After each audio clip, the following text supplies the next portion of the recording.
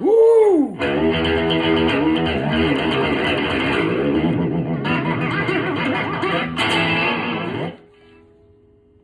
Brett Melvin here, talking about whammy bars.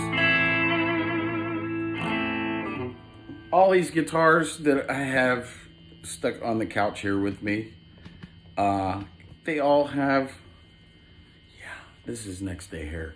Anyway, they all have Fender standard vintage-ish tremolos on them, and as you can see, it is not decked. I do not deck them, and I tried to explain this many times why I do not deck them. These all pull up about like a whole step, something like that, on the G string.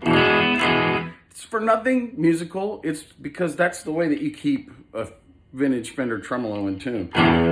If you have it decked, and then you dump it, and you come back up, usually the E string and the G string are out of whack, you know. They're the ones that are sharp.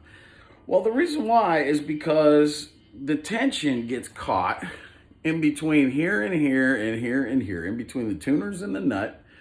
There's a little bit of tension that gets caught there, and there's a little bit of tension that gets caught in between the saddle and where the anchor is in there.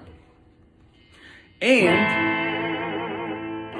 what you want to do is you want to get that tension out. And when I used to deck my tremolo, I'd give the string a little twist, just sneak one in, and get the guitar back in tune that way. Then it occurred to me you can stretch all of them at once by cranking back on the bar. So basically what you do is you go down, you tune the guitar, and you keep cranking back on the bar. After every string, after you get it done, you make it so it's dead tits on when you pull back. Like that. Then if you dump it, and you, even if the nut is dirty and these are old strings and I didn't wrap them right, whatever, any other reason, when you crank back on it, you pull out all of that rogue tension out. And then the tension should be in between the nut and the bridge, equal to where when you fine tune it and pull back on the bar. So each one of these guitars that I got, they all have the kind of the same deal where they're a little pulled up. This is cool, and this is a cast 70s tremolo, strat tremolo. It has vintage saddles because I didn't have the actual ones that went with it. I just had it for a long time and I didn't know what it was because it's got a serial number stamped on it, and I kept it. I don't even know where it came from. I can't remember. But anyway, I like the way the bar feels in it, actually. The threads are completely stripped out.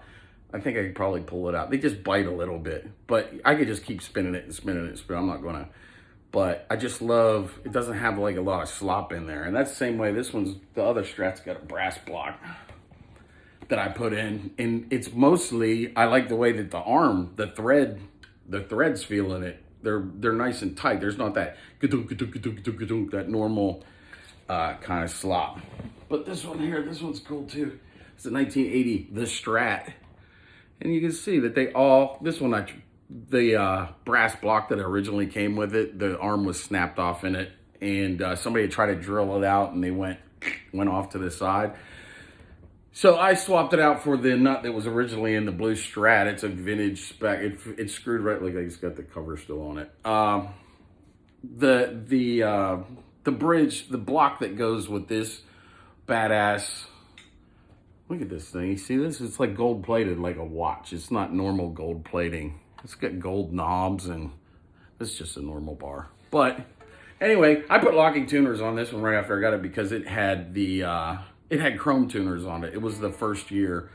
So they didn't have gold tuners yet for it spec'd out. But anyway, this guitar is super cool. But they all, you pull up on them. This guitar, I just got it out of the case, and it's perfectly in tune. I can't remember the last gig I played on this thing. And I did play a gig because it's all rusty and shitty. But even if you get it out of the case and it's out of tune, most of the time I crank back on the bar and the guitar is back in tune again from the last time that I played it. So that's just a little tip for you. The way that you do it is I take one of these that I have laying around here that's off an old Kramer, and I'm sure it's the same thickness. It's just not 3 colors. And I put it underneath of the heel end of the bridge on any of these guitars. It works the same way. And once you get it in there, you tighten up these screws until that piece of plastic is captured in between the base of the tremolo and the top of the guitar. So then you got it essentially decked, but with a spacer in it.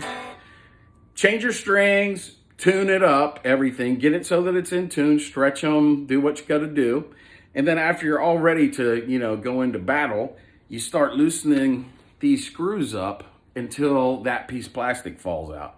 And these are in the instructions that came with this guitar. This is a mid-80s 62 reissue, and it had the fake vintage case candy in there. And there's literally a green card, I think it is, and it says that's how you set these up. And he's absolutely right. And I don't like a deck tremolo to use it to wiggle because it only goes down. It sounds bad, and it also goes dunk. When it comes back up, it hits the top of the guitar, and I don't like that either. So you can get a nice little up and down out of it.